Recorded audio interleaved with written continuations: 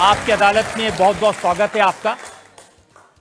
आज मेरे मेहमान हैं एक ऐसी शख्सियत जिन्होंने बरसों तक लोगों को बहुत हंसाया, पूरी दुनिया में नाम कमाया और फिर उन्होंने पंजाब की राजनीति में धमाका मचाया। उन्होंने सिद्धू को, बादल को, चन्नी को, सबको हराया। प्लीज वेलकम कॉमेडियन से पॉलिटिशियन बने पंजाब के मुख्यमंत्री कौन? भगवंत मान।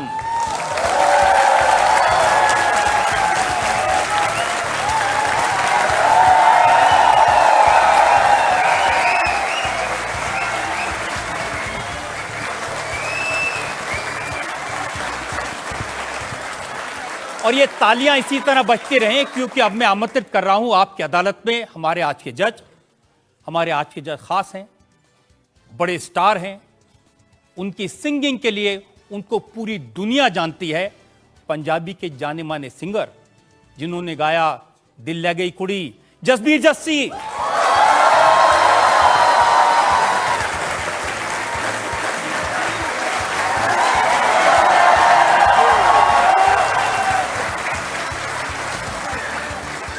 तो दो बड़े स्टार आपकी अदालत में मौजूद हैं।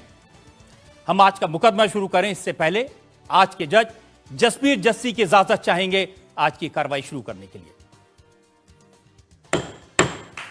कार्रवाई शुरू की जाए। और इससे पहले कि इल्जामात और सवालात का सिलसिला शुरू करें, एक नजर डालेंगे भगवंत मान के पॉलिटिकल करियर पर। पंजाब के संगरूर के एक गांव में जन्मे भगवंत मान की पहली पहचान बनी एक स्टैंड अप कॉमेडियन के तौर पर। भगवंत मान की मिमिक्री और स्टेज शोज ने उन्हें दुनिया भर में पॉपुलर कर दिया। हाल है न्यूजीलैंडियो। भगवंत मान के पहले कैसेट कुल्फी गर्मा गर्म की 50 लाख कॉपियां बिकी। ये तो जमदे बच्चों ਨੂੰ पता है।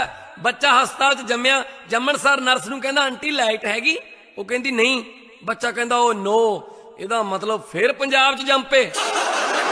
1994 से 2015 के बीच भगवंत मान ने 13 पंजाबी फिल्मों में एक्टिंग की। वे मर चढ़िया, तू अजे जीवना है भाई? ਉਹ ਤੂੰ ਇੱਥੇ ਵੀ ਆ गई। इनके 20 कॉमेडी ऑडियो और वीडियो कैसेट्स बहुत पॉपुलर हुए। साग ऐसी डिश है, 12 नवंबर को जो गांव की लेडी साग बनाती हैं, वही साग गरम करके उसी को फ्राई करके 25 फरवरी तक चलता है। टीवी पर comedy show the great Indian laughter challenge में भगवंत मान सुपरहिट रहे। कभी पंजाब के गांव में आना, साग खिला खिला के पाकिस्तान के झंडे जैसा करके भेजेंगे। भगवंत मान ने 8 साल पहले राजनीति में कदम रखा, पर इससे पहले सियासत और सिस्टम के खिलाफ तीखे कमेंट्स ने भगवंत मान को एक एंटी एस्टैब्लिशमेंट आवाज के रूप में स्थापित कर दिया।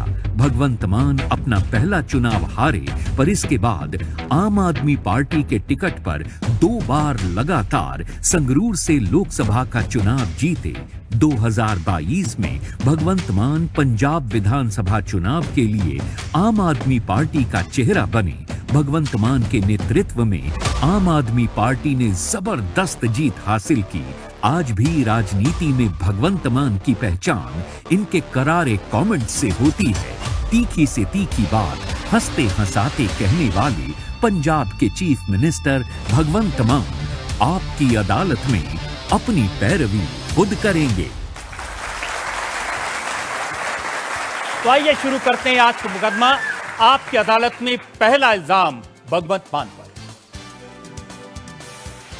आपकी अदालत में पंजाब के मुख्यमंत्री भगवंत मान पर आरोप है कि ये मनमानी करते हैं। भगवंत मान जी, ये सही है कि आपके जो फादर थे वो बहुत पढ़े लिखे थे, वो MA BEd हेडमास्टर भी थे जी, लेकिन बेटे का पढ़ने में कोई इंटरेस्ट नहीं था। टीचर के बेटे को पढ़ना ही पड़ता है असल में, क्योंकि उसी स्कूल में हेडमास्टर थे वो।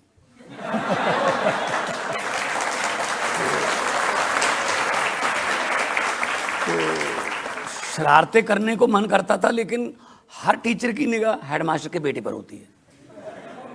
तो अपनी शरारतों को अंदर दबाता रहा मैं। साइंस मास्टर थे पिताजी मेरे, तो स्कूल से बंक मारना तो सवाल ही पैदा नहीं हो सकता, हेड मास्टर तो बापू है। तो फिर ये भी नहीं हो सकता कि घर से स्कूल कह के निकलो जाओ कहीं और, क्योंकि हेड मास्टर तो पिताजी हैं, वो कहेंगे कहाँ है बेटा, कहाँ है। तो पढ़ने में मेरा इंटरेस्ट था, और मेरे पिताजी क्योंकि मैथ टीचर थे, आज भी मैं मैथ में बहुत हाई हूँ। हाँ, वो अलग बात है कि मैं सवाल उठाता रहता था कि हमें वो क्यों पढ़ाया जाता है जो हमारी ज़िंदगी में काम ही नहीं आता। इतने नौजवान बैठे हैं, इतने नौजवान लड़के लड़कियां बैठे हैं। आप मुझे बता दो, आपने कभी a² + b² + 2ab का फार्मूला यूज करके केले खरीदे? भाई ये साइंस वालों को पढ़ाओ, tan थीटा cos थीटा, हमें क्यों? ये तो वो बात हो गई। पोस्टमैन की पोस्टें निकली, डाकी रखने थे, तो इंटरव्यू हुई। इंटरव्यू में पूछा गया एक उम्मीदवार से कि धरती से चांद तक की दूरी कितनी है। वो बोला अगर इस रूट पर चिट्ठियां बांटनी है तो मेरी तरफ से मैं हाथ। मैं पिताजी के साथ ये कहता रहता था कि पिताजी जो हमें पढ़ाया जा रहा है वो जिंदगी में काम आएगा क्या? मैं एक छोटा सा किस्सा बताता हूँ। पंजाबी की हमारी टीचर आई, उसने हाउस टेस्ट लिया, फीस माफ़ी की अर्जी लिखो। फीस माफ़ी की अर्जी नॉर्मल होती है जो हम पढ़ते हैं आमतौर पे। सेवा में कौमा, श्रीमान मुख्याध्यापक कौमा, फलां फलां स्कूल। मेरा नाम भगवंत सिंह है जी, मैं 7वीं कक्षा का विद्यार्थी हूँ। 6ठी में भी मैं अव्वल आया था, पढ़ाई में बहुत होशियार हूँ, 7वीं में अव्वल आऊँगा। मेरे पिताजी एक चपरासी हैं, उनकी तनख्वाह बहुत कम है, हम 3 बहन भाई हैं, घर का गुजारा बड़ी मुश्किल से चलता है। वो स्कूल की फ़ीस देने में असमर्थ हैं, कृपया मेरी पूरी की पूरी फ़ीस माफ़ कीजिए, मैं आपका बहुत धन्यवाद दूँगा, आपका आज्ञाकार, रोल नंबर इतना इतना। ये होता ना। तो जी मुझे नंबर भी दे दिए मैडम ने 9.5 10 में से, वेरी वेरी गुड भी लिख दिया। लेकिन मैं खुश नहीं था। उसी साइकिल पे डैडी वापस जाते थे स्कूल से, मेरे गांव से 3 किलोमीटर स्कूल था। तो मैंने जाते जाते फिर मैंने कहा डैडी जी रोकना। मैंने कहा जी आप क्यों पढ़ाते हो हमें? कहते जी ताकि आपको अकल आ जाए, आपकी अकल खुल जाए, आपको दुनियादारी का पता चल जाए, सच और झूठ का अंतर पता चल जाए। मैंने कहा जी अगर मैं ये कहूँ कि आप हमें झूठ पढ़ा रहे हो? कहते कब? मैंने ना जी वो एप्लीकेशन उनके सामने कर दी। उन्होंने पढ़ी, कहते बहुत अच्छी लिखी हुई है, बहुत अच्छी है, 9.5 10 में से 9.5 है, बहुत अच्छी है। मैंने कहा जी अच्छी तो आपने देख ली सर, आप नंबर मत देखिए, आप ये देखिए ना। पहली बात तो मैं ये एप्लीकेशन लिख रहा हूँ आपको, श्रीमान मुख्याध्यापक जी, और बीच में लिख रहा हूँ कि मेरे पिताजी चपरासी हैं।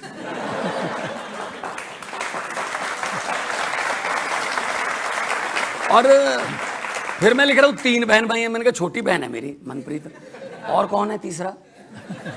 तो मेरे पिताजी ने कहा जितनी देर आप गरीबी नहीं लिखोगे एप्लीकेशन में तो फीस माफ नहीं होगी। तब मेरे मुंह से एक बात निकली कि अगर मेरे हाथ में कभी ऐसा पेन आ गया कि मैं सिलेबस बदल सकता हूँगा, जो कि अभी आ चुका है, तो मैं इस अर्जी को पॉजिटिव तरीके से लिखवाऊंगा कि मैं ये हूँ, मेरे पिताजी गरीब हैं, वो फीस देने में समर्थ हैं। मैं ये नहीं कहता कि मेरी फ़ीस माफ़ की जाए, मैं ये कहता हूँ मेरी फ़ीस उधार कर ली जाए। वादा करता हूँ बड़ा अफसर बन के ब्याज समेत इस स्कूल की फ़ीस वापस कर दूँ।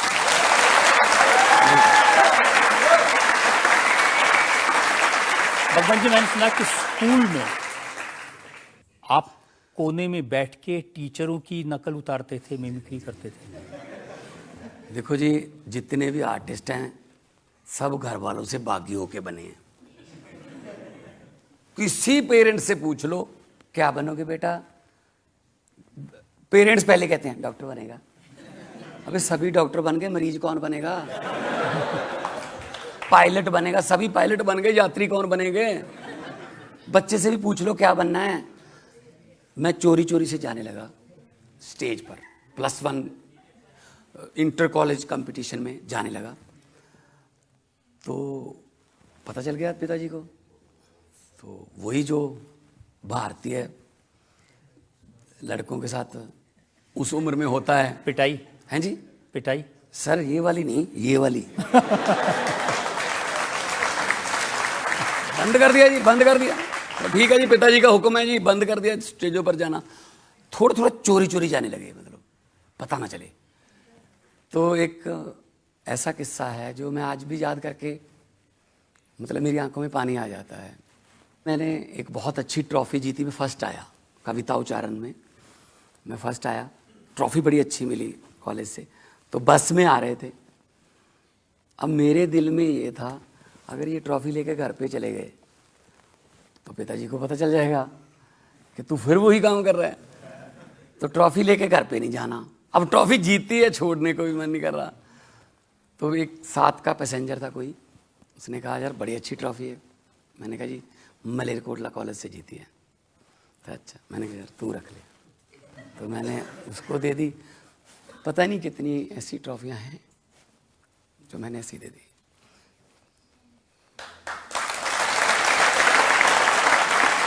तो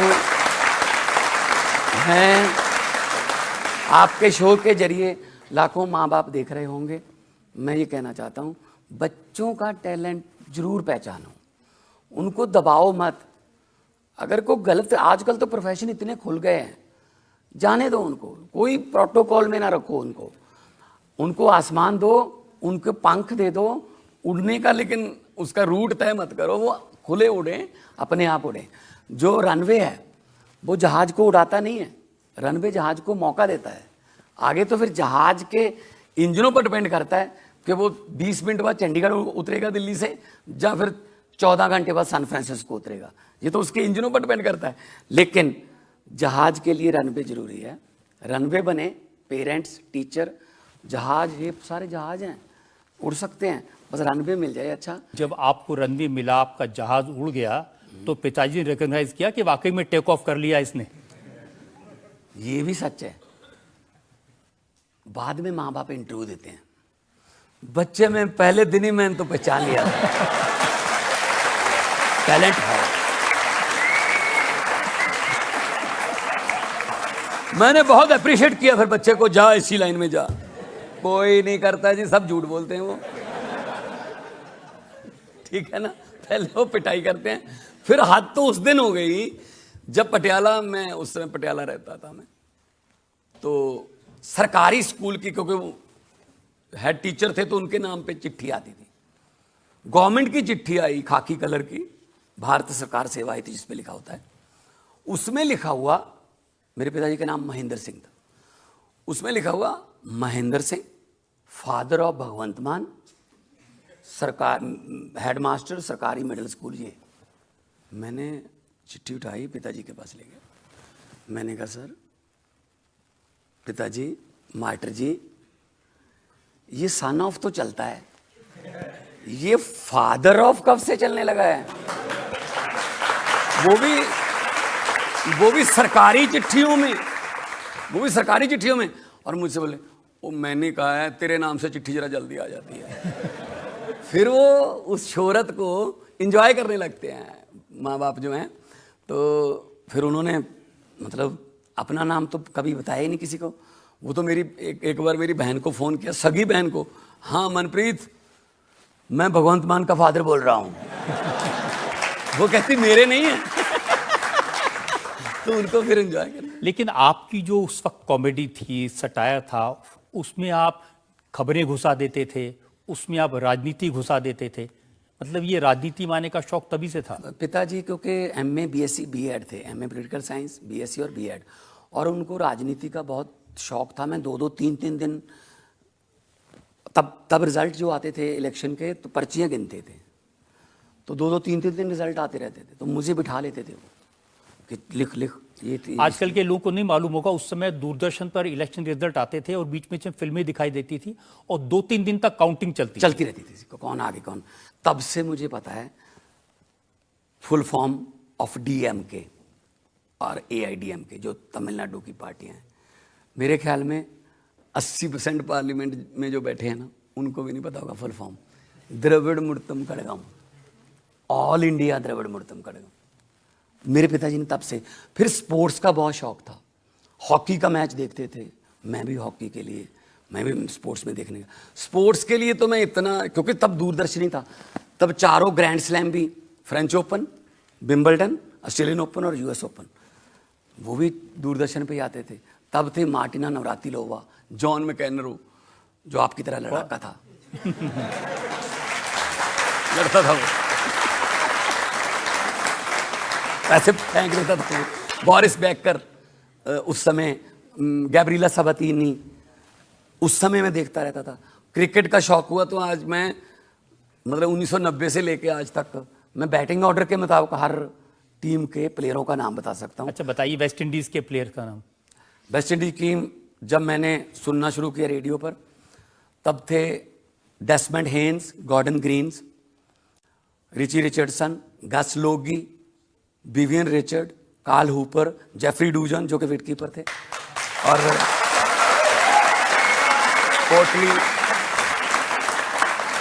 Kotli Ambrose, Malcolm Marshall, Patrick Patterson. तो ये बिल्कुल सही बताया आपने, बिल्कुल सही। मैं उस वक्त से क्रिकेट को फॉलो करता हूं और आपने एक एक नाम बिल्कुल सही बताया जी, मैं और ऑर्डर भी सही है। बहुत स्पोर्ट्स का तो मैं आज भी बहुत बड़ा फैन हूँ, और स्पोर्ट्स के लिए पंजाब सरकार की तरफ से जो हम करना चाहते हैं वो भी बहुत बड़ा करेंगे। और हॉकी में अभी भी 7 प्लेयर, हमारी 8 प्लेयर अभी नेशनल हॉकी टीम में पंजाब के हैं, तो हॉकी की नर्सरी बोला जाता है। लेकिन ये खेल देखते देखते आप राजनीति के खेल में कैसे उतर गए? बड़ा अच्छा, मैं तो लफ्टर चैलेंज भी आ गया था, बॉलीवुड में मैंने मूवीज़ भी शुरू कर दी थी। अपने मूवी में मैंने धर्मेंद्र जी, सनी देओल और बॉबी देओल थे, कैटरीना कैफ थी, मेरा करियर शुरू हो गया था बॉलीवुड का। लेकिन अचानक से 2011 में मनप्रीत बादल, जो कि उस समय के फाइनेंस मिनिस्टर थे, बादल, प्रकाश सिंह बादल के भतीजा थे, उन्होंने अलग होके इस्तीफा देके एक अलग पार्टी बनाने का मतलब मन बना लिया, और उन्होंने कहा जो जो पंजाब के लिए दर्द रखते हैं अपने दिल में वो मेरे साथ आ जाएं। तो सबसे पहले मैं गया उनके लिए। तो कटरीना कैफ को छोड़ के मनप्रीत बादल के पास आ गए।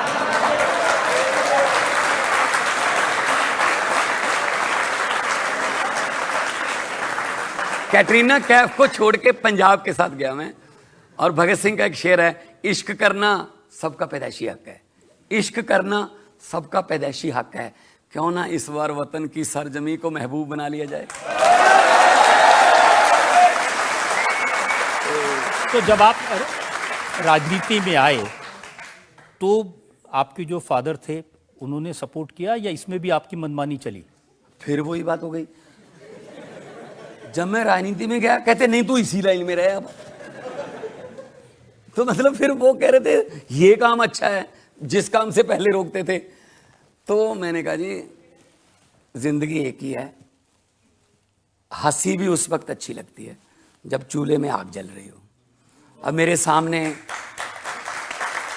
मेरी आंखों के सामने पंजाब का किसान खुदकुशी कर रहा है, मेरी आंखों के सामने ड्रग्स में हमारा यूथ जा रहा है, मेरी आंखों के सामने इतनी प्रॉब्लम्स हैं, और मैं सीडीज़ और शोज़ करके दुनिया से चला जाऊंगा, क्या फ़र्क हो गया? फिर कुछ ना कुछ तो अलग करना चाहिए। तो मैंने कहा अगर राजनीति ही ये करती है तो फिर राजनीति में जाके देखते हैं। मेरा चेहरा किसने फेमस किया? पंजाबियों ने। मेरी आवाज़ को किसने फेमस किया? पंजाबियों ने। तो मैं अपनी आवाज़ और चेहरा पंजाबियों के लिए इस्तेमाल करूँगा। और वाकई आपने करके दिखाया, बहुत अच्छी आपने बात कही। आपकी अदालत में अगला इल्जाम। आपकी अदालत में पंजाब के मुख्यमंत्री भगवंत मान पर इल्जाम है कि ये अपने आप से ऑब्सेस्ड हैं। मान साहब, मैं देखता हूं कि आजकल आप अपने ऊपर फिदा हैं। अपने आप को शीशे में देख के कहते हैं मान साहब, और कहते हैं तुसी कमाल कितना मान साहब। मैंने पार्लियामेंट में भी ये बोल दिया था कि मैं तो शीशे के सामने खड़ा होके अपने आप को साहब कहता हूँ। मान साहब क्या बात है। अपने आप की इज्जत सबसे पहले खुद ही करो अगर बाहर से इज्जत चाहते हो तो। रजत, ये यूथ बैठा है, मैं इनको भी बताना चाहता हूँ, अंडे की किस्मत में टूटना लिखा है, अंडे ने टूटना ही टूटना है, लेकिन वो अंडा अगर बाहर की फोर्स से टूटता है तो उसके अंदर की जिंदगी खत्म, अगर वो अंडा अंदर की फोर्स से टूटता है तो जिंदगी शुरू।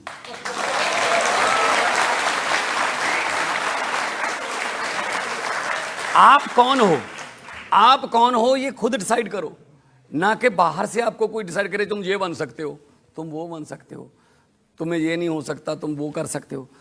तुम्हें सब पता है, सबसे बड़े जज और सबसे बड़े अपने क्रिटिक तुम खुद ही होते हो। आपके जज थे नवजोत सिंह सिद्धू जी, तो सिद्धू साहब कहते हैं कि कोई पीली पगड़ी पहन के भगत सिंह नहीं बन जाता। भगत सिंह ने तो देश के लिए जान न्यौछावर की थी, वो कहते हैं भगवंत मान ने तो पंजाब को गुलाम बना दिया। नहीं, मैंने कब कहा कि मैं भगत सिंह बन गया? मैं तो उसके पाँव के धूल का एक तिनका भी नहीं हूँ। 23 साल की उम्र में उन्होंने शहीदी दी देश के लिए, तो लेकिन हमारे पुरखों को फॉलो तो कर सकते हैं हम कि उनके सपनों का भारत कैसा था या कैसा होना चाहिए था। भगत सिंह जी को कभी भी ऐसा नहीं चिंता थी कि देश आज़ाद होगा या नहीं, वो उनको पता था आज़ादी तो आएगी, लेकिन उनको सबसे बड़ी चिंता ये थी कि आज़ाद होने के बाद देश कौन से हाथों में जाएगा।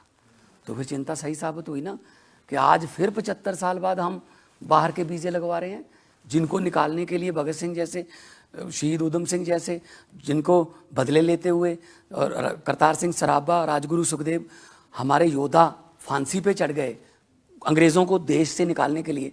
आज हम 30-30, 40-40 लाख रुपए ट्रैवल एजेंट के पास लेकर खड़े हैं अंग्रेज़ों के पास पहुंचने के लिए। क्या किया फिर हमने?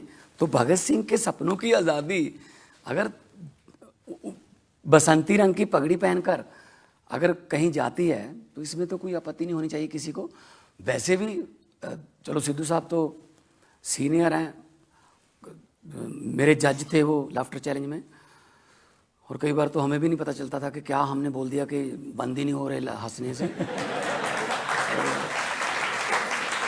मतलब उनका अपना अंदाज है, उनका अपना अंदाज है। वो कांग्रेस में हैं, पहले बीजेपी में थे, लेकिन उससे पहले अकाली दल में भी थे, और उनका अपना अंदाज है। एक ही शेर है, वही मोदी के लिए, वही आसाराम के लिए, वही सोनिया के लिए, वही मनमोहन सिंह के लिए, वही तो कम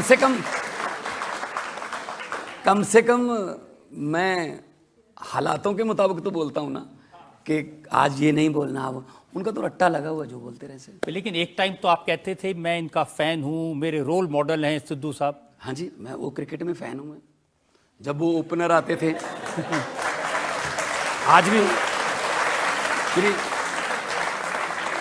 श्रीकांत के साथ आते थे ओपनर, तो तब क्रिकेट देखते थे तो सिद्धू साहब के फ़ैन।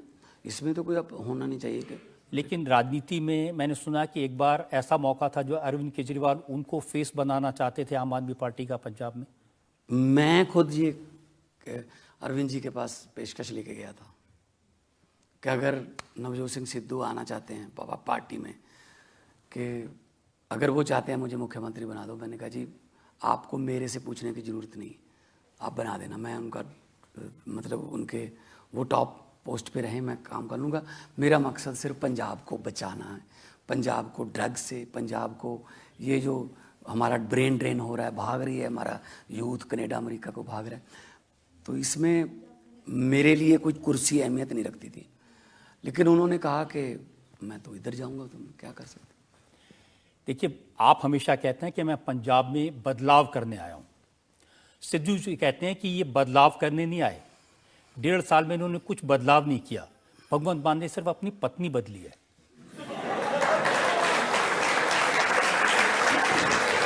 देखो, इससे पता चलता है कि इतना बदलाव आ चुका है कि मुद्दों के बारे में बोल ही नहीं सकते।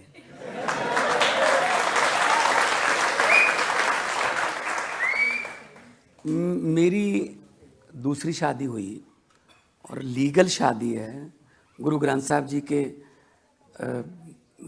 उनको घर पे उनका आसन करवा के तो 4 लामा लिए हैं। इसमें क्या दिक्कत है किसी को? ये मुद्दा है पंजाब का। सिद्धू साहब कह रहे हैं ना, सिद्धू साहब के बदला नहीं आया, उसने सिर्फ पत्नी बदली है। तो सिद्धू साहब को कम से कम ये तो याद रखना चाहिए था कि उनकी माँ की भी दूसरी थी।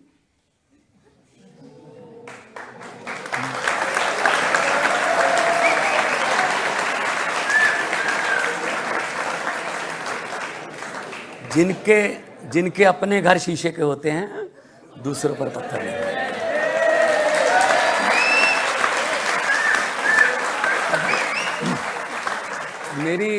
मेरी वाइफ है, डॉक्टर है, एमबीबीएस डॉक्टर है। वो राजनीति में अभी मतलब कभी आई ही नहीं। हाँ, सोशल फंक्शनों पे चली जाती है, फिर भी उस पे ही आके आपने ये इस निचले लेवल पे नीचे आके आप लोग कमेंट करते हो, जो अच्छा नहीं है, व्यक्तिगत अच्छा नहीं लगता। मैं आपकी बात से सहमत हूं, इस तरह का कमेंट नहीं करना चाहिए, ऐसी चीजें पब्लिक डोमेन में नहीं। अगर वो ऐसी पिच पे खेलना चाहते हैं तो मेरे पास भी फिर शॉट हैं।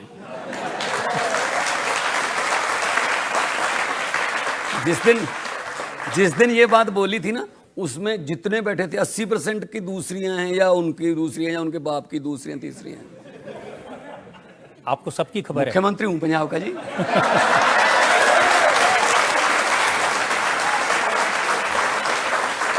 आजकल उनकी दोस्ती बादल परिवार से भी काफी हो गई है। वो मजीठिया साहब के साथ कहते हैं कि अब गले लगने का वक्त आ गया। उन्होंने तो सिद्धू को देखो, सिद्धू और मजीठिया के आपस में गाली गलोच तक भी चले जाते थे। वो एक दूसरे के खिलाफ लड़े और दोनों ही हार गए। जीता कौन? जीवन ज्योत कौर, हमारी एक एनजीओ चलाती है लड़की, वो जीत गई। दोनों हार गए।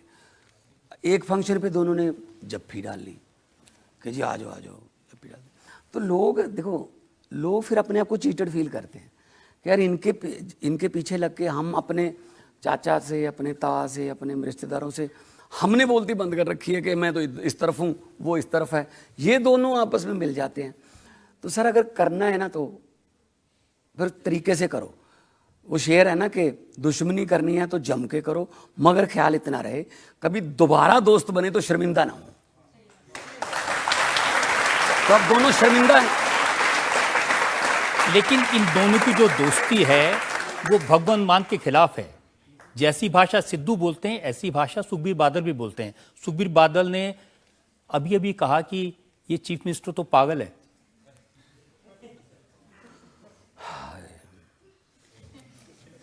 असल में क्या है, ये प्रकाश सिंह बादल हार गए, सुखबीर बादल हार गया, उनका दामाद हार गया, उनका साला हार गया, उनके रिश्तेदार हार गए, भतीजा हार गया, कैप्टन अमरिंदर सिंह हार गया, चन्नी हार गया, सब हार गए। अब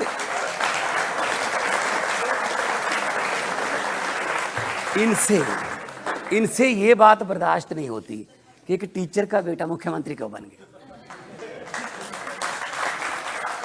इसका मतलब वो 3.5 करोड़ लोगों को गाली दे रहे हैं कि उन्होंने पागल चुन लिया एक। और सुखबीर बादल कौन सी सियानपुर वाली बातें करते हैं सर। सुखबीर बादल स्टेज पर कह रहा है, प्रकाश सिंह बादल स्वर्गीय हैं, अभी दुनिया में नहीं है, सुखबीर बादल कह रहा है स्टेज पर, एक बार नहीं 2-3 बार, कि बैठे हैं सरदार प्रकाश सिंह बादल, ये मेरे पिता समान हैं। बादल साहब को खड़े होकर बोलना पड़ा, पिता हूं, समान नहीं। सर ये जो बड़े बड़े स्कूलों में पढ़े हैं, पहाड़ों वाले स्कूलों में सर, इनको 100 के ऊपर गिनती आती है, उससे नीचे तो आती नहीं। अगर इन्होंने 144 करोड़ कहना हो, ये कहते हैं 144 करोड़। 100 तो आता है लेकिन 44 नहीं आता इनको, 44 नहीं बोल सकते ये। तो सर ये वहाँ से पढ़ लिख के आए हैं, पंजाब के कल्चर के बारे में पता कुछ नहीं है, किसी को भी कुछ भी बोल देते हैं। आप सिद्धू साहब कहते हैं मैं इनको मजनू मान कहता हूँ। कहते रहे। कौन है सिद्धू साहब? सिद्धू साहब कौन है सर? विधायक है? आपने कुछ रहने नहीं दिया। नहीं, सिद्धू साहब कौन है सर? कांग्रेस के कोई ओहदेदार हैं? नहीं है। क्या है? आपके जज, आपके गुरु? नहीं, आपके रोल मॉडल? बाद में हारे हुए हैं सर। और उनके दूसरे साथी सुखबीर बादल, वो तो डिप्टी चीफ मिनिस्टर रहे हैं, उन्होंने सरकार चलाई है। वो कहते हैं कि भगवंत मान इतनी शराब पीते हैं कि 7-7 दिन तक गायब रह जाते हैं। पिछले 12 साल से ये कह रहे हैं भगवंत मान दिन रात शराब के नशे में टल्ली रहता है।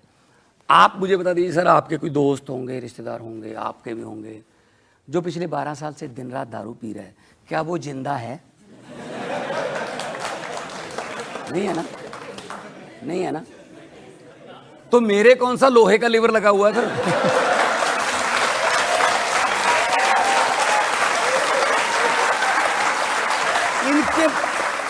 इनके पास कुछ नहीं होता जब, तब ये कहते हैं ये तो ऐसा है। मैं तो सुबह 6 बजे उठ के पहली फायर मंगवा लेता हूं और इतना काम जितना 70 साल में नहीं किया हमने 1.25 साल में कर दिया। पंजाब में बिजली 88% घरों को बिजली मुफ्त आती है सर, और उसमें वो भी नहीं कि हमने बीपीएल कार्ड या वो कर दिया। हमने कहा 600 यूनिट फ्री है, 2 महीने बाद बिल आता है। 600 यूनिट, आपके घर पे 4 एसी लगे हैं, अगर आपका भी 600 यूनिट से नीचे है तो आपको भी बिजली का बिल 0 आएगा। बिजली है मेरे पास पंजाब में, पैदा की है मैंने। झारखंड में पचवाड़ा कोल माइन है पंजाब सरकार की, 2015 से बंद पड़ी थी, वो चलवाई है। इस वक्त पैडी सीजन आएगा, परसों से शुरू होने वाला है। 52 दिन का कोला पड़ा है सर मेरे पास। पहले कभी भी इतना कोल हमारे पास थर्मल प्लांटों के पास कोल नहीं था। सिर्फ खबरें आती थी 5 घंटे का कोला बचा, 4 घंटे का कोला बचा। तो सर अगर काम इच्छा शक्ति हो कुछ करने की तो सर हो जाता है। देखो प्रॉब्लम ये है कि आपको ना इतने बड़े स्टार रहे हो तो आपको तालियों की आदत पड़ी है, जब राजनीति में आते हैं तो थोड़ी गालियां भी पड़ती हैं। जब भी आप सिस्टम बदलने की बात करोगे, किसी भी सिस्टम को बदलने की बात करोगे, तो वो सिस्टम के जो बेनिफिशियरी हैं, जो लाभ पात्री हैं, वो बाउंस बैक करेंगे कि ऐसे कैसे हो सकता है, ये बदल नहीं सकते। तो सर वो गालियाँ देंगे, फिर वो आपका अपमान करेंगे, कुछ पुराना निकाल लेंगे, ये कर देंगे, वो कर देंगे, ताकि ये बंदा बस खत्म यही हो जाए, हम ही रहें बेनिफिशियरी। तो सिस्टम, दुनिया की पहली रेलगाड़ी और दुनिया के पहले जहाज का भी विरोध हुआ था कि ऐसे कैसे हवा में उड़ सकते हैं, ऐसे कैसे लोहे के गार्डर पर हम चल सकते हैं। आज उनके पड़ोते खड़ोते जितने भी होंगे, उतने great great great great grandfather जो विरोध करते थे, उनको टिकटें नहीं मिलती होंगी, आज वेटिंग लिस्ट में होंगे। तो ऐसी कोई बात नहीं है, अपमान पीना सीख लो। अन्ना जी ने कहा था अपमान पीना सीखो राजनीति में, यहाँ तारीफ नहीं मिलेगी आपको।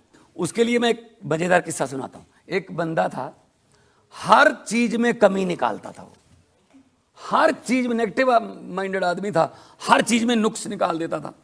उसके दोस्त भी बहुत परेशान थे, तो यार हर चीज में नुक्स निकाल देता। उनको एक कुत्ता मिल गया, उनके दोस्तों को। वो कुत्ता पानी पर चल लेता था सर, पानी पर चलता था ऐसे। कहते यार इसमें से क्या नुक्स निकालेगा ये, उसको बुलाओ। बुला लिया उसको, बोला ये देख। उन्होंने कुत्ता इधर से छोड़ा स्विमिंग पूल में, कुत्ता पानी पर चल के स्विमिंग पूल के दूसरी तरफ निकल गया। कहते बता अब इसके बारे में क्या कहेगा तू? कहता मैं समझ गया, इसका मतलब कुत्ते को तैरना नहीं आता।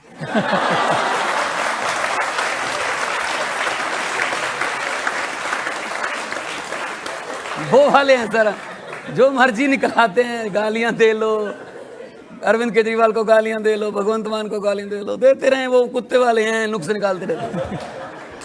काम करते जाओ, पब्लिक के लिए काम करते जाओ। एक बार बहुत अच्छी कविता आपने बोली थी, बात चली है। हाँ, बात चली थी, बात चली थी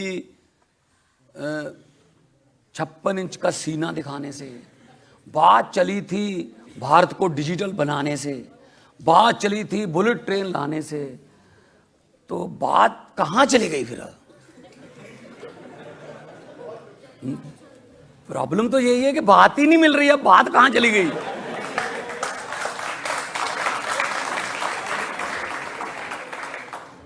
मन की बात मोदी साहब के मन की बात तो लोगों ने 2 बार पूरी कर दी, प्रधानमंत्री बना दिया। जन की बात तो सुन लो, अपने मन की करते रहते हो।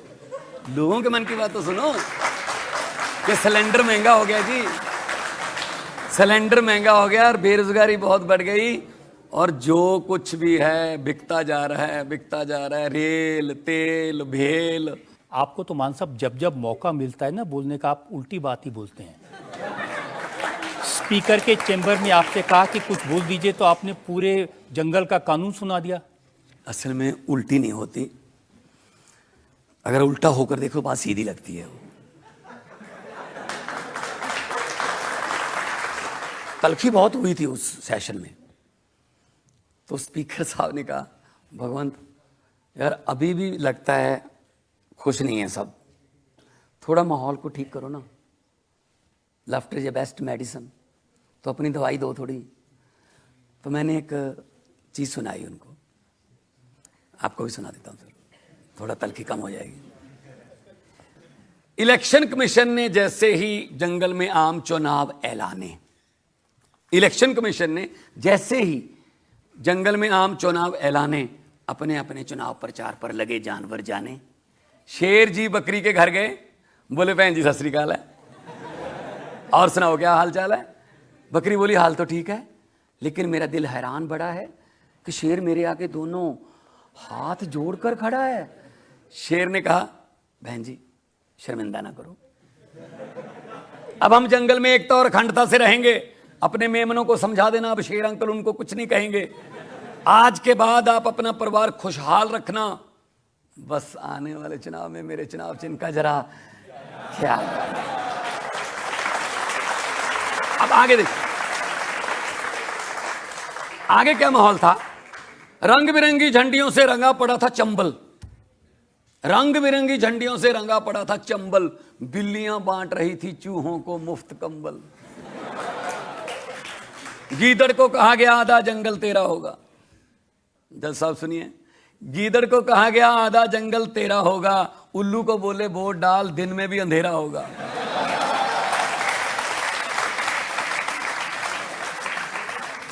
चूहों से वादा किया गया चील नहीं रहेगी, क्योंकि चील उनको अपने पंजे में उठा के ले जाती। चूहों से वादा किया गया चील नहीं रहेगी, चीलों को आश्वासन दिया गया चूहों की सप्लाई में ढील नहीं रहेगी। तो पूरा दिन कंपेन करके शेर अपने घर आता है, पूरा जंगल घेरनी की कर दिया मेरी डार्लिंग शेरनी। शेरनी बोली, शेर जी पतिदेव जी मेरा बाहर सैर पर जाने को दिल करता है, एक नरम सा नाजुक सा खरगोश खाने को दिल करता है। शेर बोला, अरे भाग्यवान ये सुन ले मेरी फरियाद, खरगोश जितने मर्जी खा लेना प्लीज इलेक्शन के बाद प्लीज। मैं इसमें यह कहता हूं कि पब्लिक को पहले वादे किए जाते हैं, बाद में 5 साल एक खरगोश की तरह समझा जाता है कि जितनी देर अगली इलेक्शन नहीं आई तो पब्लिक को नोच लो, ये टैक्स भी उन पे लगा दो, ये भी उन पे, हर टैक्स पब्लिक पर ही क्यों लगता है। मैं इस बात का धारणी हूं कि अगर नेताओं को बिजली फ्री मिलती है, नेताओं को अगर टोल प्लाजे फ्री हैं, तो फिर जनता को क्यों नहीं होनी चाहिए। पब्लिक ने तो नेता बनाए हैं, फिर सब पब्लिक के। लेकिन तो आप मुझे कोई मौका नहीं छोड़ते लोग मेरे अरविंद केजरीवाल जी मेरी पार्टी के प्रधान हैं, उन्होंने दिल्ली में शुरू किया कि हम जी महिलाओं को बस फ्री है, इलाज फ्री है, शिक्षा फ्री है। तो फिर कहते हैं जो विपक्ष वाले हैं कि ये केजरीवाल फ्री की रेवड़ी बांट रहा है, फ्री की रेवड़ी। मैं कहता हूं कि अच्छा 300 यूनिट बिजली, थोड़ा सा इलाज, बस का सफर, ये तो रेवड़ी लगने लगा, फ्री दे दिया तो फिर हर घर में 15 लाख आ जाएगा। ये वाला पापड़ किसने बेचा था? वो याद नहीं। तो मैं तो वहां भी, मैं पार्लियामेंट में भी यही कहता था कि बताइए मोदी जी अच्छे दिन कब आने वाले। आइए जनता से पूछते हैं जो लोग सवाल पूछना चाहते हैं। मैंने आपके एक इंटरव्यू में सुना था कि एक बार आप विदेश जा रहे थे, उसमें एयरलाइंस भी विदेश की थी, लोग भी विदेश के थे, तो आपने उधर एयर होस्टेस से अपनी भाषा बना के बात की थी। तो एक किस्सा क्या वो एक बार आप सुनाएंगे? इसका नाम भी आप अगर रख लें सेल्फ कॉन्फिडेंस ना, तो ज़्यादा अच्छा होगा। सेल्फ कॉन्फिडेंस क्या कैसा रहे। मैं जा रहा था, न्यूयॉर्क की फ़्लाइट थी एयर फ्रांस की, यहाँ से पेरिस, पेरिस से न्यूयॉर्क। तो पेरिस से न्यूयॉर्क में इधर भी मेरे गोरे बैठे थे, इधर थोड़े काले बैठे थे, बीच वाला मॉडल मैं ही था। तो मैंने सोचा 9.5 घंटे की फ़्लाइट है, मान साहब 9.5 घंटे अगर तुम ना बोले, पथरी होने का भी डर है। क्या बोलोगे इनके साथ 9.5 घंटे, तो कुछ करते हैं। तो मैंने जो मेरे साथ थे, जो को पैसेंजर मेरे आर्टिस्ट थे, वो भी शो करने जा रहे थे, उनको कहा कि मैं को पंगा लूँगा, मुझे नहीं पता क्या हो जाएगा, आप चुप करके सो जाओ, तुम मेरे साथ हो ही नहीं बस। मैंने एयर बेल बजाई, एयर होस्टेस आई, यस मैं हेल्प यू। मैंने अपनी तरफ से एक लैंग्वेज बना के इतना कॉन्फिडेंस से मैंने बोली हूँ। मैंने कहा बिलविस्ता लाला अंगलविस्ते हालविस्ता लाला अलहिस्ता लाला अलहुस्ता लाला अंगलविस्ते लाला बुलबुस्ती। बोली पार्डन। मैंने कहा रिश्ता लाला अंगलहिस्ते आला बूस्ता अलहिस्ता लाला अंगलविस्ते लाला उरू विस्ते लाला बुलबुस्ती। बोले sorry sir I can't understand your language. फिर मैंने बॉडी लैंग्वेज में गुस्सा दिखाया, इम्बल विस्ता लैंग्वेज हेरा विस्ता ईरी विस्ता लाला इम्बल विस्ती एयर इंडिया रूला विस्ती लुफ्थांसी इम्बल विस्ती एयर फ्रांसी रूला विस्ती रिंग। अब रजत जी उसको ये पता चल गया कि ये हमारी एयरलाइन को गालियां दे रहा है बंदा। लुफ्थांसा भी बोल दिया ना मैंने बीच में। तो कहती बेट, प्लेन के कैप्टन को बुला के लेके। कैप्टन आया, ओ यस प्लीज। मैं कहा एम्बर विस्ता यस प्लीज आरा विस्ता फ्रीक्वेंट फ्लायरा ईरी विस्ता लारा विस्ते लंगर विस्ता लारा। मुझे बोला प्लीज कम विद मी। मुझे आगे ले गया, मेरे मुंह पे माइक लगा दिया आगे ले जाके, स्पीक। मैंने कहा बिलविस्ता लाला अंगल विस्ती एरी विस्ता लाला इंगल विस्ती लाला बलबोस्ती।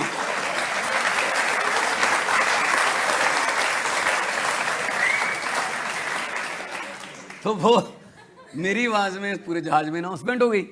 अब वो अंग्रेजी में अनाउंसमेंट कर रहे थे कि जो आदमी इस लैंग्वेज को समझता हो इमीडिएटली हमारे साथ कांटेक्ट करे। सर अगर कोई लैंग्वेज हो तो कांटेक्ट करे। वो तो मेरे से भी दोबारा नहीं बोली जा रही थी उसको।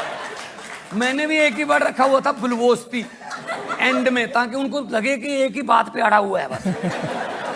मुझे बोला आपका सामान कहाँ है? मैं गिरगिस्ते। Ticket up. मुझे फर्स्ट क्लास में ले गए। पहली बार ऐसे सेवा शुरू हो गई मेरी। ये जो मांगू बस लेके आते हैं अभी आके। पीछे से एक एयर होस्टेस आई, मेरे को एक पर्ची दी उसने, कहती योर को passenger has send it for you. उस पे पंजाबी में लिखा हुआ यार सानू भी इत्थे बुला ला।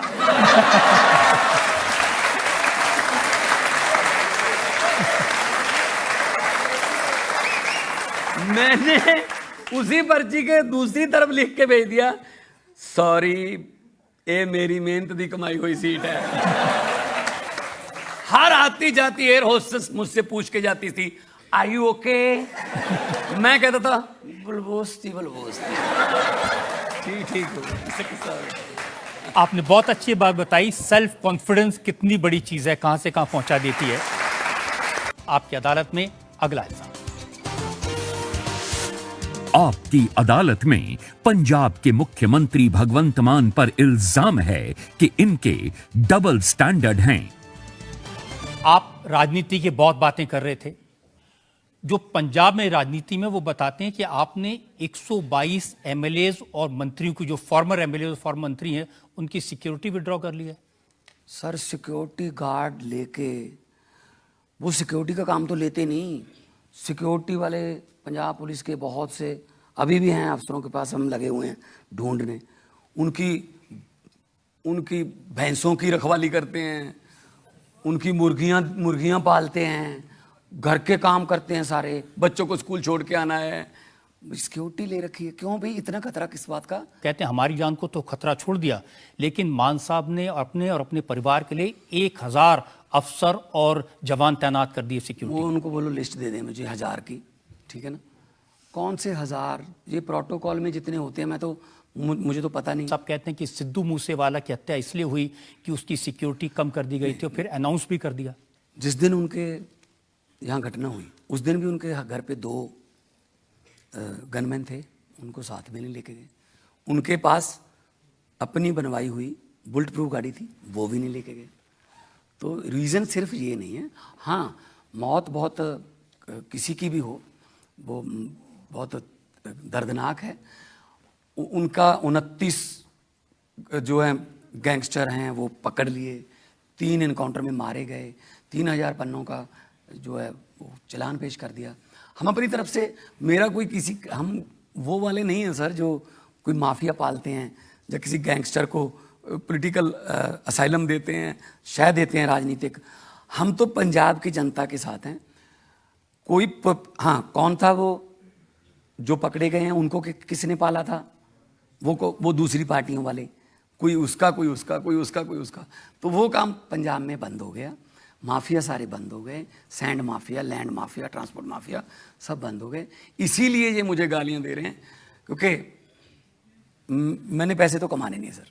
हाँ, इतना जरूर है कि मेरे सामने अगर पंजाब का कोई पैसा लूटेगा और मेरे पास वो पेन होगा कि मैं उसका हिसाब ले सकता हूँ, तो उसका हिसाब लिया जाएगा। हमारे पंजाब में एक रूल है कि जैसे ही आप एमएलए बन गए, आपको एक सैलरी मिलती है 85,000 प्लस जो इंसेंटिव और भत्ते होते। अगर आप एमएलए नहीं बने तो आपको 70-75 हज़ार रुपये पेंशन मिलती है। अगर आप अगली बार एमएलए बन गए फिर सैलरी मिलेगी। अगर आप 4 बार एमएलए बन गए, 5वीं बार आपको टिकट नहीं दिया पार्टी ने, जहाँ हार गए, तो आपको 4 पेंशनें मिलेंगी। मतलब 70-70 जोड़ के 2,80,000। मतलब जितनी बार एमएलए बनते जाएंगे आपकी पेंशन बढ़ती जाएगी। कईयों को तो हारने में फायदा था, जीतेंगे तो 85,000, हारेंगे तो 3 लाख। तो हमने कहा जी ये तो बात अच्छी नहीं है, आप 2 दिन भी विधायक रह ले तो आपको वो भी मिलेगा पता। तो हमने सबसे पहले उनको कहा 1 विधायक 1 पेंशन, बाकी कोई पेंशन आपको नहीं दी जाएगी।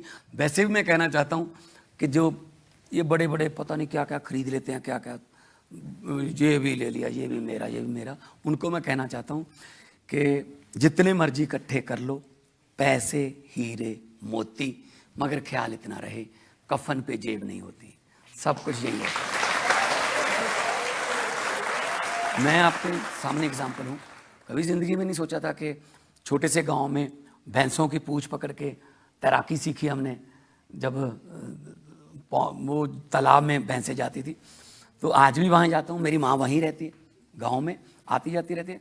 और मेरी माँ ने एक बहुत अच्छी बात मुझे लगी, कोई टीवी वाले आ गए मेरी माँ की इंटरव्यू करने के लिए गांव वाले घर पे, तो पीछे एक दीवार को देख के उसने कहा जी अब तो मुख्यमंत्री की माँ बन गई हो, ये दीवार देखो क्या हाल है इसका, थोड़ा इसको ठीक करवा लो।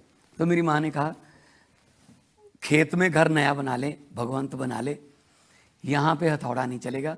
क्या पता कौन सी किस्मत वाली ईंट इस घर में लगी हुई है कि मेरे बेटे को इस ऊंची पदवी पे पहुंचा दिया। उस ईंट पर मैं हथौड़ा नहीं चलाना चाहती। तो हम तो 2 टाइम अरदास करने वाले लोग हैं जी। गाड़ी के नीचे आके अगर कोई चिड़िया या कबूतर मर जाए, वहां पे 2 मिनट का मौन रखने वाले लोग हैं। तभी तो भगवान जी वो लोग कहते हैं कि जो भैंस की पूंछ पकड़ के तालाब में जाता था वो मुख्यमंत्री बन गया, दिमाग तो खराब होगा ही। मुझे पत्रकारों ने पूछा कि मुख्यमंत्री की कुर्सी पर बैठकर बड़े बड़ों के दिमाग खराब हो जाते हैं, आपका दिमाग खराब क्यों नहीं हुआ? मैंने कहा जी एक फ़र्क है, जो वो है ना, वो कुर्सी पर बैठकर फेमस होते हैं, मैं फेमस होकर कुर्सी पर बैठा हूँ। तो शोहरत तो मैं 17 साल का, I was 17 at that time when I become a big star. 17 साल का था, +2 ग्रेड में पढ़ता था मैं। तो पैसे की तो कोई कमी नहीं, शोहरत की कोई कमी नहीं रही। वो कहते हैं स्टेज चलाना अलग बात होती है, स्टेट चलाना अलग बात होती है। तो स्टेज चला रहा हूँ ना, वो स्टेज चला रहे हैं, उनको बोलो स्टेज चला लो, स्टेज चला। 29,237 सरकारी नौकरियां दे दी सर। 582 आम आदमी क्लिनिक खुल गए, 80 और तैयार हैं। स्कूल ऑफ एमिनेंस तैयार हैं, 15 अगस्त को 15 स्कूल ऑफ एमिनेंस आएंगे। और बिजली 80%, 88% घरों को फ्री आती है सर। कोई पंजाब का जहाँ होगा उससे पूछ लो, अगर कोई पंजाब का होगा तो। मैं पंजाब तो यहाँ से 200 किलोमीटर सर, कैमरे भेज दो आप, तो आप वहाँ से पता करवा लो। कैमरे भेजते हैं ना, तो उसमें हर जगह भगवंत मान की तस्वीर दिखाई देती है। जो भी काम होता है सबसे पहले मान साहब की तस्वीर। अब मेरी तस्वीर तो वहाँ भी है जहाँ आपके कैमरे दिखा नहीं सकते लोगों के दिलों में।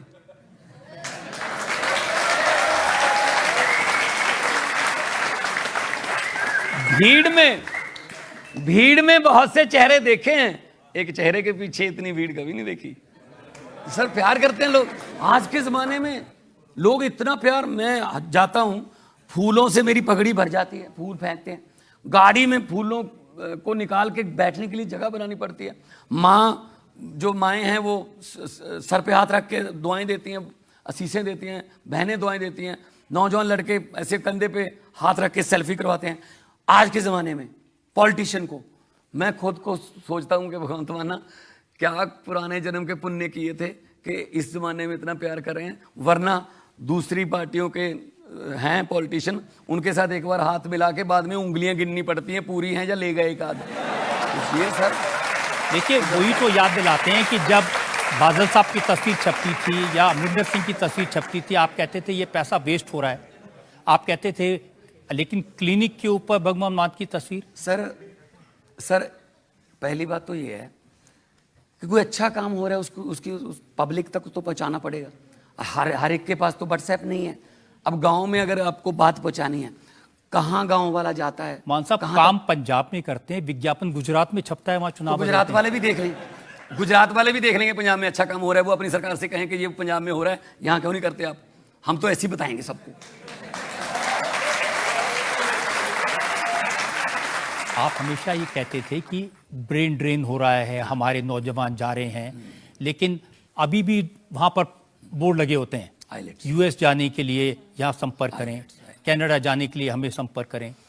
या बहुत बड़ी त्रासदी है ये, बहुत ही अच्छा सवाल है ये कि हमारा यूथ जो है वो भाग रहा है यहाँ से, सिस्टम का कसूर है उसमें। तो हम तो कोशिश ये कर रहे हैं कि उनको यहीं रखें, उनको यहीं पे डिग्री मिले और उसी डिग्री के मुताबिक यहीं पे रोज़गार मिल जाए, कहीं नहीं जाएंगे वो। विदेश में जाना कोई आसान बात नहीं है सर। अभी आप देख रहे होंगे कि 600-700 स्टूडेंट जो हैं उन पर तलवार लटक रही है, डिपोर्ट करने वाले हैं कनाडा वाले, क्योंकि गलत दस्तावेज से यहाँ से कनाडा में चले गए। क्यों जाते हैं? 40 माँ की बालियाँ बेच के, बाप की ज़मीन बेच के। वहाँ सिस्टम, वहाँ डिसिप्लिन है। हमारे यहाँ मैं कोशिश ये कर रहा हूँ यहीं नौकरियाँ पैदा की जाए। अभी इससे पहले क्या होता था ना, पंजाब में इंडस्ट्री जो थी वो वापस चली गई। कारण जो भी इंडस्ट्रियलिस्ट आता था, मैं यहाँ फैक्ट्री सेट करूँगा, उससे पहले ये पूछा जाता था मेरा कितना। मतलब वो एमओयू एक फैमिली के साथ करने आते थे। अब एमओयू 3.5 करोड़ लोगों के साथ होता है। टाटा आ रहा है biggest, second biggest after Jamshedpur, Ludhiana में कितने हजार लोगों को, लड़के लड़कियों को काम मिलेगा। जीएसडब्ल्यू आ गया, वर्धमान है हमारे पास, हीरो है ऑलरेडी, और गूगल आ रहा है, वंडरला आ रहा है। बहुत बड़ी बड़ी इंडस्ट्री ला रहे हैं पंजाब में, उनको इंसेंटिव दे रहे हैं, ताकि पंजाब तो पहले दिन से पंजाब रोल मॉडल रहा है देश के लिए। ये रोल मॉडल है। ड्रग माफिया पंजाब के कोने कोने में है, गली गली में नौजवान ड्रग्स ले रहे हैं। ये देखो, इसके पीछे बहुत बड़ी कहानी है, क्योंकि बॉर्डर स्टेट है। पहले पंजाब सिर्फ ट्रांजिट स्टेट थी ड्रग के लिए, उधर से आता था ड्रग, मुंबई वगैरह इधर जाता। अब वो क्या हो गया कि कंज्यूमिंग स्टेट बन गई। हमारे यूथ में बहुत ड्रग आ गया उसमें, उसके कारण भी वही है बेरोजगारी। अगर उनको काम मिल जाए तो वो बिल्कुल भी इधर उधर नहीं जाएंगे। अभी हमने खेलों का शुरू किया है। अभी हमने पंजाब पुलिस में भर्ती के लिए हर साल अनाउंसमेंट कर दी, 2200 लड़का रखा जाएगा ताकि वो तैयारी करें। उनका टाइम अपनी बॉडी से प्यार हो, उनका वो टाइम गलत संगत की तरफ जाने वाला वो टाइम हम कहीं और व्यतीत हो जाए तो वो नहीं जाएंगे। तो इसको करना है, ठीक करना है, और पंजाब को दोबारा पंजाब बनाना है सर। कैलिफोर्निया, लंदन, पेरिस बनाने की ज़रूरत नहीं है। हमें अपना पंजाब, गुरुओं पीरों की धरती, शहीदों की धरती, हमें दोबारा पंजाब बनना है। और पंजाब वो है ना कि भारत है वांग मुंदरी बिच नग पंजाब दा। अगर देश अंगूठी है तो उसमें जो नग है वो हीरा, वो पंजाब है। उस नग की थोड़ी झलक जो है थोड़ी फीकी हो गई थी, उसको चमकाएंगे सर।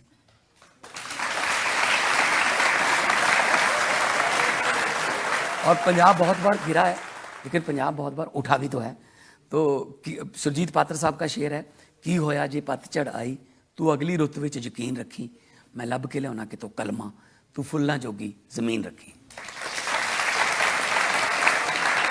अच्छी बात आपने कही है।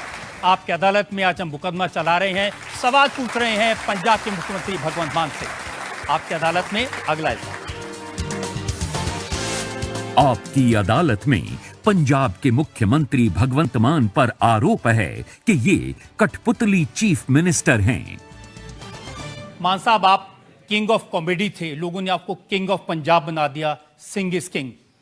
लेकिन राहुल गांधी कहते हैं ये किंग तो कठपुतली निकला, इसे केजरीवाल चलाता है। कौन कहते हैं? राहुल गांधी। तो पंजाब में राहुल गांधी की पार्टी को कौन चलाता है? क्या राहुल गांधी मोगा से हैं, बठिंडा से हैं? हमारी नेशनल पार्टी है, हमारी पार्टी का हेड ऑफिस दिल्ली में है, तो भी यहीं से फैसले होते हैं, यहीं से सब कुछ कार्यकारिणी बैठती है। नहीं, वो कह रहे थे कि मैं भगवंत मान की बहुत इज्जत करता हूं, बहुत रेस्पेक्ट करता हूं, उनको ये कोशिश करनी चाहिए कि रिमोट कंट्रोल से पार्टी ना चले। राहुल गांधी जी अपनी कांग्रेस चलवा लें मेरे ख्याल में।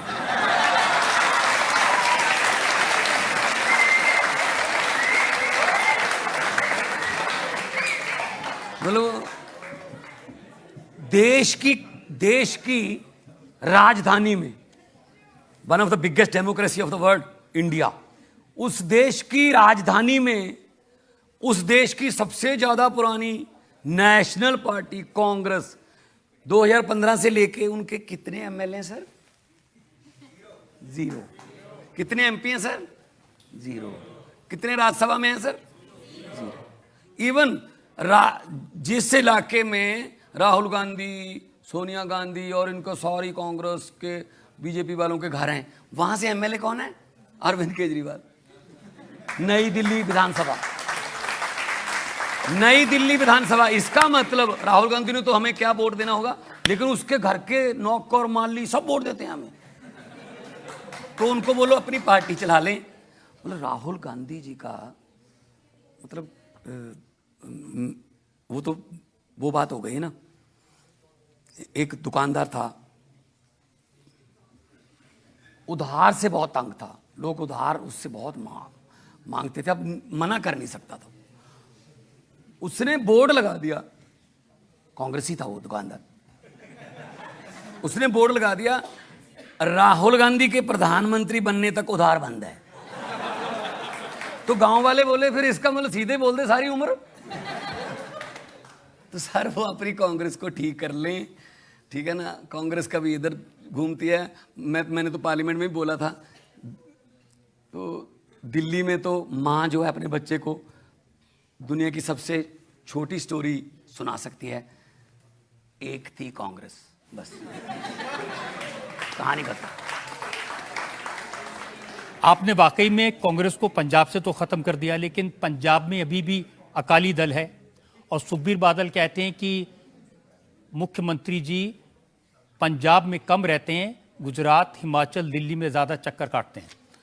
नहीं जी, पंजाब में सबसे ज़्यादा ऑफिस में जाने वाला मुख्यमंत्री, पंजाब में सबसे ज़्यादा लोगों में जाने वाले मुख्यमंत्री की अगर लिस्ट निकाल लो आप, तो आप मेरा नाम वहाँ पाओगे। अभी 1.25 साल हुआ है।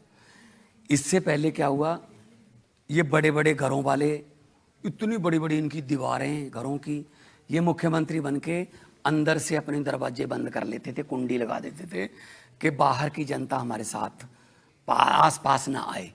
उनको पता भी नहीं चला, आपने भी पहले बोल दिया कि लोगों ने उनके घर के दरवाजों की बाहर से कुंडी लगा दी कि तुम भी बाहर ना आ पाओ। अब तो सर, अब सुखबीर बादल, इनकी सबकी बात करना, ये तो तर्स के आधार पर ही बात कर सकते हैं, और तो क्या। चलिए, मैं आपके अपनी पार्टी के एमएलए की बात कर लेता हूँ, मंत्रियों की बात कर लेता हूँ। किसी को नहीं पता कि भगवंत मान किसको कब निकाल देंगे, और ये भी तो है कि किसी को नहीं पता उसको कब मंत्री बना देंगे। ये है तो ठीक है, हर एक को इच्छा होनी भी चाहिए, रहनी भी चाहिए कि मैं मंत्री बन सकता हूं कभी भी। और अगर कोई गलत काम करेगा, मेरा रिश्तेदार हो चाहे मेरा सगा, मेरे घर का कोई सदस्य हो, अगर वो गलत काम करेगा तो सजा उसको भी मिलेगी। फिर मैंने तो ये बोल रखा है, अगर मैंने 1.25 साल हो गया सर, अगर मैंने 1 रुपया भी सरकार का खा लिया, सरकार के पैसे का दुरुपयोग, 1 रुपया खा लिया, मतलब वो 1 रुपया नहीं, समझो सल्फास की गोली खा ली मैंने। इससे ज्यादा गारंटी कोई आज के जमाने में नहीं दे सकता। लेकिन ये पंजाब की परंपरा नहीं है, चाहे बादल परिवार हो चाहे अमरिंदर परिवार हो, अपने घर वालों को कोई हाथ नहीं लगाता। यही तो दुख था ना। हमने तो पहले सबसे पहले अपना स्वास्थ्य मंत्री हमने निकाला, फिर एक एमएलए की शिकायत आई उसको निकाला। अगर हम दूसरों को करप्शन के लिए पकड़ते हैं तो अगर हमारे घर पे है तो सफाई तो वहाँ भी करनी पड़ेगी। और हमारा चुनाव चिन्ह भी झाड़ू है सर, सफाई तो करेगा वो, तो जहाँ भी चलेगा सफाई करेगा। तो इसलिए मैं कहता हूँ मेरा जो है एक ही एजेंडा है कि पब्लिक के पैसे को अगर किसी ने गलत इस्तेमाल किया तो मैं उसका हिसाब लूँगा। एक मंत्री पकड़ा जो कांग्रेस में मंत्री था, इंडस्ट्री मिनिस्टर था, चलो उसके घर की तलाशी लेनी शुरू की। घर तो शानदार था, करप्शन का पैसा आता था, बड़े बड़े ड्राइंग रूम, बड़े बड़े मार्बल्स, शैंडलियर। एक चीज ऐसी मिली जिसको देखकर मुझे बहुत दुख हुआ और मुझे भगत सिंह जी की याद आई। उसके यार भगत सिंह जी, शर्मिंदा हैं हम आपके सामने, क्या क्या हो रहा है। मतलब एक घर से नोट गिनने वाली मशीन मिली। घर पे नोट गिनने वाली मशीन क्या कर रही है भाई? बैंकों में तो हो सकती है, आपके किसी घर पे नोट गिनने वाली मशीन है? नोट ही नहीं है तो मशीन क्या कर रही है? तो नोट गिनने वाली मशीन एक मंत्री के घर पे क्या कर रही थी सर? इसका मतलब हर रोज इतना पैसा आता था कि उसके घर वालों ने भी कहा कि हमसे गिने नहीं जाते, मशीन मंगा लो। मतलब इतना लूट के जाओगे कहां? इतना बड़ा घर बनाया, रहता कहां है? इतने से कमरे में, ये बस इतना ही, जेल में। मैं तो हर रोज यही अरदास करता हूं, परमात्मा मेरे से कोई ऐसा फैसला मत करवा देना जिससे किसी के घर के चूल्हे की आग बुझ जाए। मेरे से ऐसे फैसले जरूर करवाना जिससे घरों में खुशियां आए और पंजाब फिर नाचता, हंसता, गाता, भंगड़े करता पंजाब दोबारा बने। जनता में से लोग सवाल पूछना चाहते हैं, फाइनल राउंड। हमने अक्सर आपको गाना गाते हुए सुना है, तो मेरी आपसे एक फरमाइश है कि आप प्लीज़ एक गाना सुना दीजिए। संतराम उदासी हमारे बहुत बड़े शायर हैं, तो मैं वो आपको गुनगुना के, काफ़ी देर हो गई है पर कोई बात नहीं, आपकी फरमाइश है तो मैं सुना देता हूँ। मां धरतीए तेरी गोद नूं चन होर बथेरे,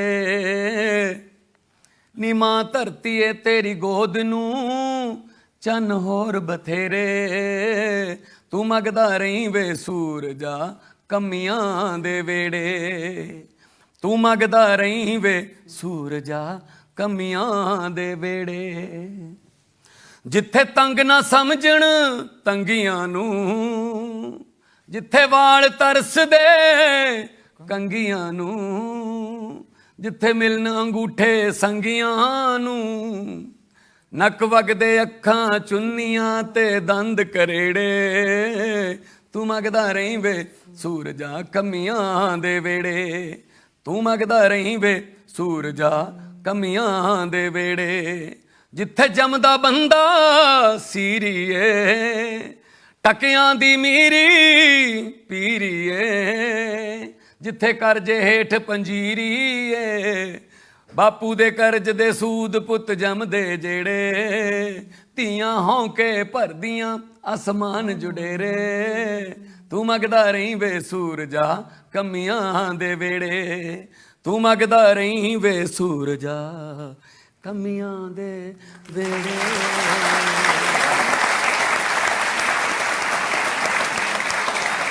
पद्मा जी, आपकी अदालत में आज हमने आपके कई रूप देखे, आपका कॉमेडियन का रूप, आपका पॉलिटिशियन का रूप, और अब ये सिंगर का रूप, आपका कवि का रूप, और सबसे अच्छी बात हमने देखी एक दिल जो पंजाब के लोगों के लिए धड़कता है।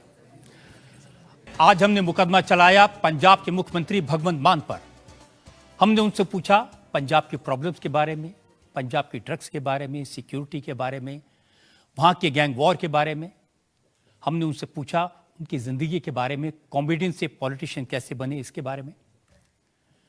और भगवंत मान ने किसी सवाल को टालने की कोशिश नहीं की, बेबाकी से जवाब दिया। अब वक्त है आपकी अदालत में आज के जज जसबीर जस्सी के फैसले का।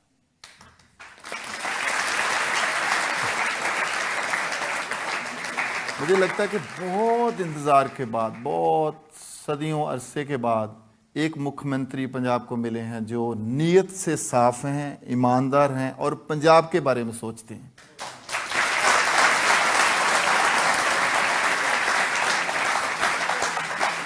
और पंजाब के लिए अच्छा विजन रखते हैं। मुझे लगता है कि मैं सिर्फ एक सलाह और एक रिक्वेस्ट भगवंत जी को देना चाहता हूं कि बहुत अच्छा काम कर रहे हैं आप, बहुत आप मतलब कॉमेडी में भी बहुत दर्द जो है लोगों के सामने रख रहे हैं और लोगों का दर्द सुन भी रहे हैं, ये भी बहुत बड़ी बात है। आप बस पंजाब के नौजवानों को एक सेध दीजिए, उनको और ताकत लगा के इस ड्रग के सिस्टम से बाहर निकालने की कोशिश कीजिए, जिससे पंजाब जो है, क्योंकि पंजाब को आपसे ज़्यादा कोई भी जान नहीं सकता। आप पंजाब की मिट्टी के बंदे हो, आप पंजाब के कल्चर के बंदे हो, पंजाब की बोली के बंदे हो, तो आप पंजाब को सही तरीके से समझ सकते हो। पंजाब को दोबारा पंजाब बनाने की जो कोशिश कर रहे हो, इसको और जोर लगा के इसको रंगला पंजाब बनाइए। मैं आप रजत जी जरूर। इंडिया टीवी का बहुत धन्यवाद मैं आपको करता हूं कि मुझे इज्जत मान दिया। और मैं एक शेर बोल के आज की इस अदालत से रुखसती करूंगा कि लोगों को अक्सर कहते सुना है, जिंदा रहे तो फिर मिलेंगे। लोगों को अक्सर कहते सुना है, जिंदा रहे तो फिर मिलेंगे, लेकिन इस पंजाबी दिल ने कहा है, मिलते रहे तो जिंदा रहेंगे। जिंदा रहे। और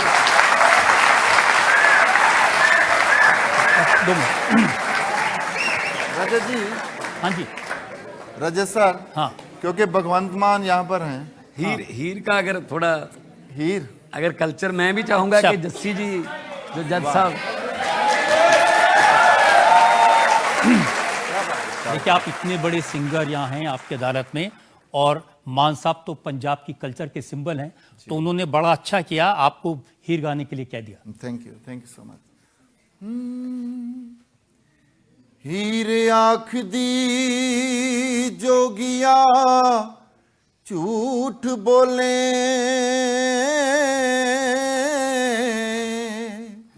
कौन रुठड़े यार मनाम दाई,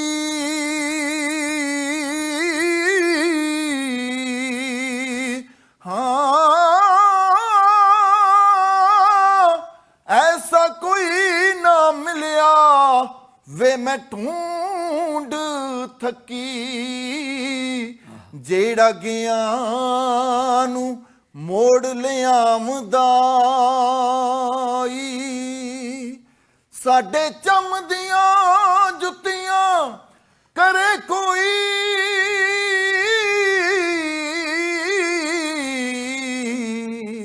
जेड़ा जीव दा रोग गवामदाई, हो भला दस खाचरी विछुनिया नू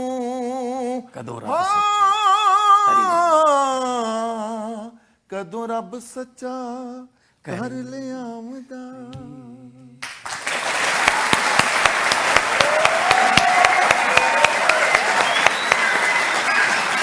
बारी बरसी खटन गया सी, खट के लियांदा गुलाब, बारी बरसी खटन गया खट के लियांदा गुलाब, पंजाब दी हटौर वखरी, पंजाबियां दी तौर वखरी, वसदा रहे पंजाब पंजाबियां दी तौर वखरी, हसदा रहे पंजाब पंजाबियां दी तौर वखरी।